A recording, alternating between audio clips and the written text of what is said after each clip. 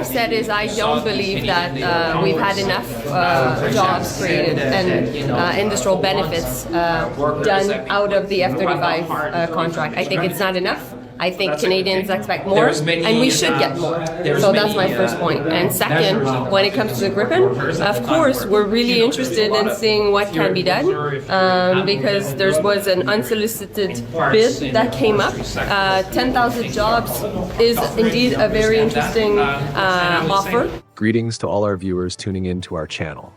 There are moments in history when a single sentence, seemingly small and unassuming, can shake the foundation of a structure that had stood firm for half a century. And sometimes that sentence comes from a country the world has always seen as calm, patient, and never wanting to offend anyone. But on that November morning, Canada, a nation known for its soft power and diplomatic restraint, stunned the global stage. Standing before a wall of microphones and dozens of reporters, Industry Minister Mélanie Joly didn't dodge the question, didn't mince her words. She stood tall, looked straight into the camera, and said something no Canadian official of her rank had ever dared to say publicly. Canada hasn't received enough benefits from the F-35 program. Canadians deserve more. Those words may have sounded like a gentle criticism, but in reality, they carried the weight of years of pent-up frustration. It was like a drill boring into the very core of North America's security framework. One that, since the Cold War, had always been drawn up by the US, with Canada following its lead.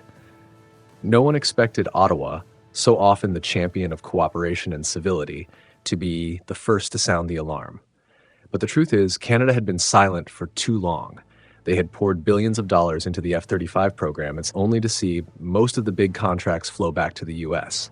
They had hoped for technology, jobs, supply chains, but what they got in return was a fraction of what they'd invested. And when the global strategic environment grew uncertain, when the US under Donald Trump could slap tariffs on Canadian steel and aluminum with a single tweet, Ottawa realized it was standing on much thinner ice than it had imagined. So when Canada said, "We deserve more," it was no longer just a complaint. It was a declaration, a signal of a new era, an era where Canada wants to make its own decisions. But what left many experts truly stunned wasn't just the statement itself. It was the alternative Ottawa was considering. An option from Northern Europe, from a small but resolute nation. A fighter jet built on a philosophy completely at odds with that of the F-35. And to understand why Canada dared to raise its voice now, we have to dig deeper into the roots of this frustration. Because behind Minister Joly's words lies a nearly 20-year journey filled with disappointment, limitations, and questions the F-35 program never adequately answered. And that brings us to the next chapter of this story. Why is Canada angry with the F-35? Some conflicts don't begin with explosions. They begin with silence. Long, dragging silences that stretch until they can no longer be endured. And that's exactly how the crisis between Canada and the F-35 program took shape. Smoldering, persistent, and now erupting into a fire that can no longer be contained. Canada didn't get angry overnight. That anger was cultivated over nearly 20 years, ever since Ottawa chose to join the F-35 program, believing it would be their ticket into the next generation of fighter jets, while also promising tens of thousands of jobs and massive economic benefits for Canada's defense industry. But the deeper they went, the more Canada had to face a hard truth. Those early promises existed only on paper. They contributed billions of dollars, yet the share of the pie that Canadian companies received was disappointingly small. The largest contracts, from airframe and engine production to electronic systems, all landed squarely in the hands of Lockheed Martin and other US contractors. Even in areas where Canada had a competitive edge, like aerospace materials or sensor technology, the F-35 supply chain was designed in a way that prioritized American firms above all. What Canada got, more often than not, were the accessory roles in a multi-trillion-dollar defense project. But the economic imbalance is only half the story. The other half, and the part that has frustrated Canadian leadership the most, is that the F-35 is a combat system Canada doesn't fully own. Every software update, every technical modification, even the integration of new weapons, all of it requires Washington's approval. What Canada received wasn't a fighter jet, it was a high-tech black box. sleek, powerful, advanced, but sealed off from any independent control. For a country striving to increase its strategic autonomy, that's a bitter pill to swallow. The frustration deepened as Canada looked at its own strategic reality. They're not fighting in the Middle East. They're not carrying out offensive missions like the US, nor chasing targets across the Pacific. Canada operates in the Arctic, a domain for which stealth fighters like the F-35 are not optimized. Sub-zero temperatures can disrupt sensors. Electronics can fail in the extreme cold. High winds and deep snow can turn runways into slipways. And perhaps most critical of all, if a single strategic airbase is attacked or frozen over, the entire F-35 fleet could be rendered nearly inoperable. Multiple reports have pointed out that while the F-35 excels in offensive warfare, it's poorly suited to the cold, stretched, and rugged defensive environment that Canada faces. Even within the Royal Canadian Air Force, many pilots admit that flexibility, a vital trait for Arctic defense, is not the F-35's strong suit. That leads to a question Ottawa is finding harder and harder to ignore. Is Canada buying a fighter jet that fits its needs, or just buying loyalty to the United States? That doubt grew even more serious under Donald Trump. When Canadian steel and aluminum could be hit with tariffs after a single tweet, a new fear began to take root among Ottawa's leadership. If even basic trade can't be trusted, can the U.S. really be counted on as a reliable partner in a $100 billion defense program? And that was the moment the silence shattered. When Minister Mélanie Joly said Canada hasn't received enough benefits, she wasn't just talking about economics. She was voicing disappointment, concern, and a growing urgency to break free from an outdated model of dependency. But what truly worries Washington isn't just Canada's anger, it's the alternative that's coming into view. An option not only tailored to the Arctic environment, but one that offers Canada something it has never received from the US: technological sovereignty. And that's when another name steps onto the stage, emerging from the icy north of Europe, from a small but resolute nation. A fighter jet that's not just a combat platform, but an invitation to partner as equals. An invitation Canada may find very hard to refuse.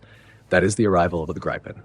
There are moments when history doesn't change with a punch, but with an invitation. A gentle, courteous invitation, yet powerful enough to shake the foundations of a power structure that has stood for decades. And for Canada, that invitation bore a name: Gripen. When Saab representatives arrived in Ottawa, they didn't come with the air of default authority the way American defense giants often do. There was no language of dominance, no attitude of everyone needs us. Instead, there was something Canada had been waiting a long time to receive: respect. The Gripen E, Sweden's next-generation fighter jet, doesn't make headlines with flashy displays. It wasn't born from massive budgets or sprawling political influence like the F-35. It was built on a very different philosophy: a nimble, streamlined fighter optimized for the frigid climate of Northern Europe, where snow piles meters high and pilots take off from stretches of road no one else would consider a runway. What snapped Canada to attention wasn't Gripen's appearance, but its battlefield readiness, almost tailor-made for their needs. In harsh, icy conditions where runways can freeze in hours, Gripen can operate with just a small technical crew. It can take off and land on highways, something the F-35 simply cannot do. It can be maintained in makeshift shelters, so just requiring only a minimal team of engineers and less than an hour of work. And most importantly, Gripen was designed for exactly the kind of environment Canada faces every single day. But the biggest difference wasn't in the specs. It was in the offer Saab laid on the table, an offer the US has never made and likely never will. Saab said they were willing to assemble the entire aircraft in Canada. They were open to transferring the majority of the technology, from airframe architecture to flight software. They offered to build a domestic hub for maintenance, repair, and upgrades, ensuring that Canada would never again need to ask permission just to update a line of code. To Canadian ears, those words felt like a warm breeze in the coldest winter. This wasn't just a sales pitch. It was an invitation to a partnership of equals. A chance for Canada to become a new defense industry hub for North America, rather than a passive weapons buyer. That offer came with a number that caught the attention of provinces hungry for jobs and economists eyeing industrial growth: 10,000 high-tech jobs, not short-term contracts, but permanent roles in one of the most strategic sectors of all, military aviation.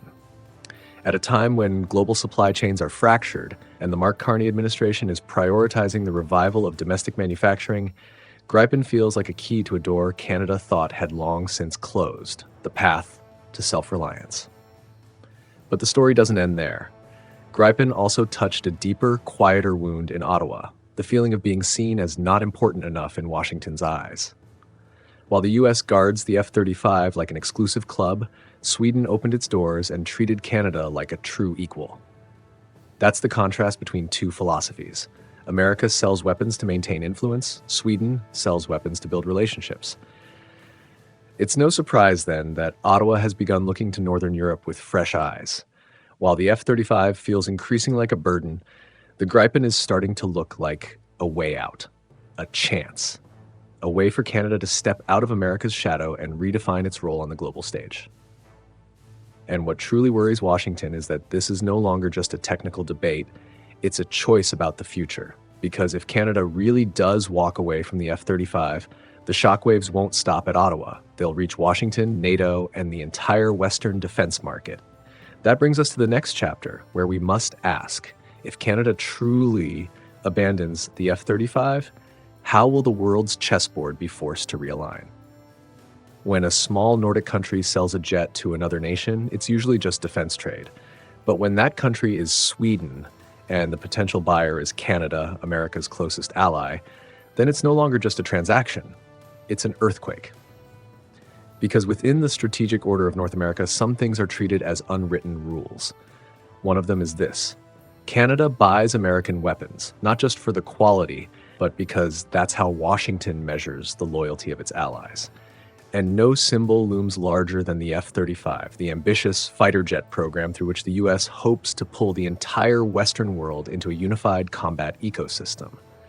But if Canada, the nation long regarded as America's northern shield, decides to exit the F-35 program, the shock will feel like a bomb detonating inside that very structure of power.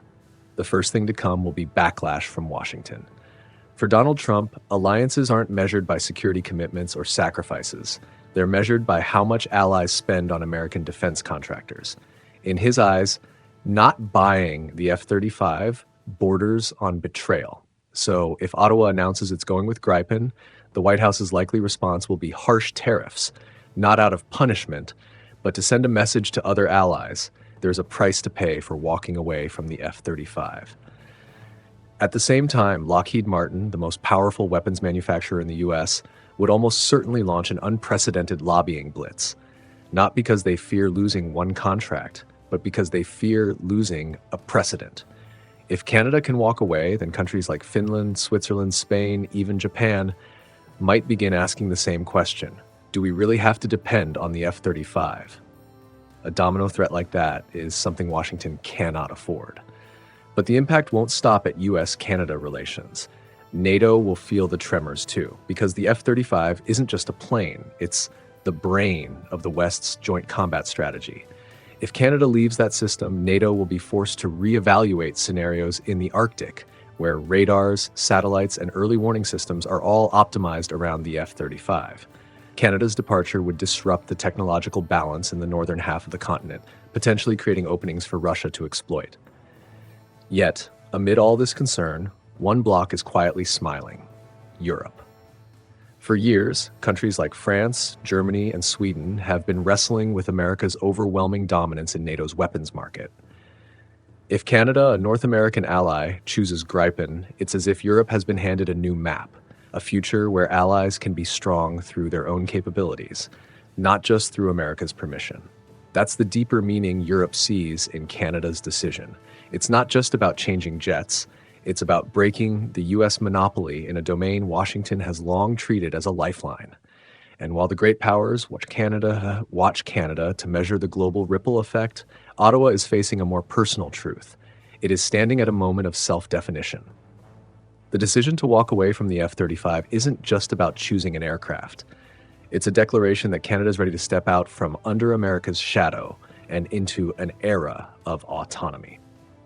This is a turning point, even the Americans didn't see coming. A mild-mannered nation, long regarded as the friendly neighbor, is now the one challenging the very order Washington spent over half a century building.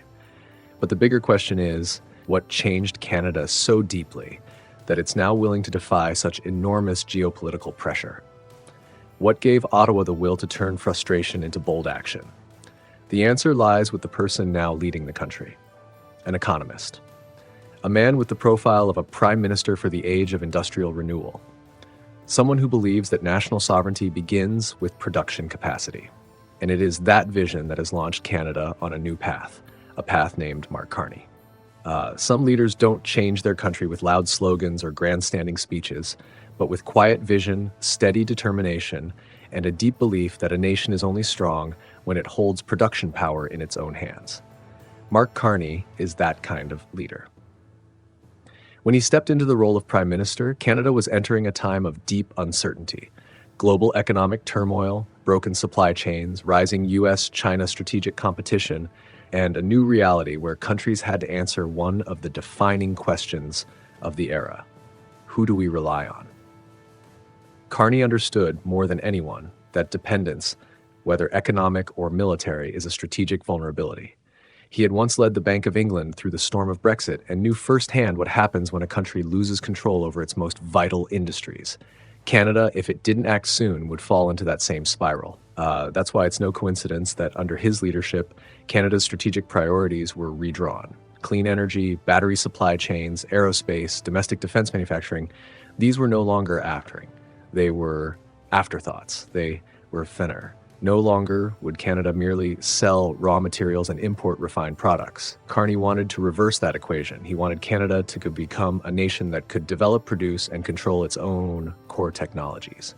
But in setting that goal, he had to confront a hard truth. The F-35 program, touted as the foundation of Canada's future defense, was the clearest symbol of the very model he aimed to dismantle.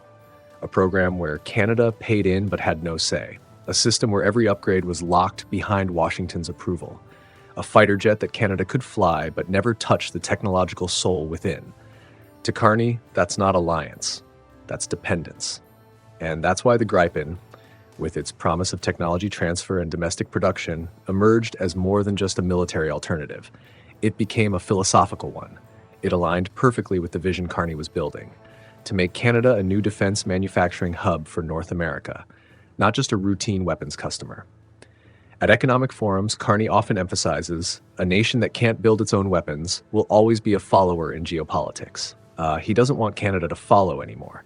He wants the country to become an independent pole, not separated from the US, but no longer passively tethered to it. A strong ally, he believes, is one with capability, not just one that nods in agreement. That mindset is now shaping every major policy decision in Ottawa. Investments in chip manufacturing, expansion of aerospace, deepened partnerships with Europe, and a redefinition of the US relationship under a new principle: conditional equality. Canada is now asking questions it once dared not ask. If we can build it ourselves, why should we depend on anyone else? And in this very moment, the F-35 program becomes the ultimate test of Carney's vision. If he sticks with the old path, Canada remains safe, but may never rise. If he chooses a new path, the risks are greater, but the door to true strategic autonomy swings open. This is a decision that carries not just the mark of a prime minister, but the weight of a nation's character. Because ahead lies a fierce debate growing louder by the day. Should Canada play it safe with the F-35 or embrace the future with Gripen? And that's where our story turns to its next chapter. The chapter of fierce debates within Ottawa itself, where two competing visions of Canada's destiny are colliding head-on. In any democratic nation, major decisions are forged through debate, but rarely has a debate split Canadian politics as deeply as the question, F-35 or Gripen. This is no longer a conversation about a jet. It's a clash between two visions, two schools of thought, two opposing ways Canada might define itself in the 21st century. On one side stand the F-35 supporters, those who believe safety doesn't come from technology alone, but from alliances. They argue that Canada has lived securely for decades because it has remained under the protective strategic umbrella of the United States. To them, keeping the F-35 isn't just about maintaining a weapons system, it's about preserving a close bond with the only superpower capable of defending North America against any threat. This camp warns that leaving the F-35 sends the wrong message, that Canada is turning its back on its most vital ally. They speak of risks. NATO coordination could be disrupted, Washington might retaliate with tariffs, and Canada could be labeled an unreliable partner. But on the other side, Gripen advocates ask a very different question. How much have we already sacrificed to maintain this so-called safety? They argue that no country can speak of sovereignty when it needs permission just to update its fighter jet software. They point to the numbers, decades in the F-35 program, yet Canadian jobs make up only a tiny share. Supply chains locked down, core technologies entirely controlled by Lockheed Martin. They emphasize that Canada needs its own defense industry, an ecosystem Canadians can own, not just observe from the outside. What strengthens their position is a question unintentionally sparked by Donald Trump himself. If the US can slap tariffs on Canadian steel and aluminum overnight, what's stopping them from using the same pressure tactics in the defense sector tomorrow? A true alliance, they argue, must be based on mutual respect, not fear of upsetting a larger partner. In closed-door parliamentary debates, one MP said something that left the entire chamber silent. We cannot defend this country with an aircraft we are not allowed to repair. That was the moment everyone understood. This issue had moved far beyond technical specs. It had touched a nerve of emotion, of pride, of the desire for self-determination. And that is why the debate between F-35 and Gripen has become a debate between past and future, between the comfort of safety Canada has known for decades and the daring leap toward becoming a self-reliant defense producer, between relying on a superpower and building national capability from the ground up. The question is no longer which jet is better. It's what kind of country does Canada want to be 30 years from now? And that question has opened the most pivotal chapter in this entire journey, the chapter where Canada's decision could reshape the entire global geopolitical chessboard. Looking back on this journey, we realized that Canada's decision wasn't just about choosing between two fighter jets. It was about choosing between two paths, two futures, two visions of how this nation wants to stand in a world that's changing by the day. And what's most remarkable is this. For the first time in decades, Ottawa has stepped out of its comfort zone to question the very foundations of North America's security order. Once seen as a country that simply followed America, Canada is now proving it has the confidence to demand equal footing in defense partnerships. The days when its strategic decisions revolved solely around Washington's expectations are coming to an end. The days when its contributions were undervalued in global programs are fading. Canada is now saying, if we invest billions of dollars, we deserve real value in return. If we join an alliance, we expect a voice in how that alliance functions. This is not rebellion. This is maturity.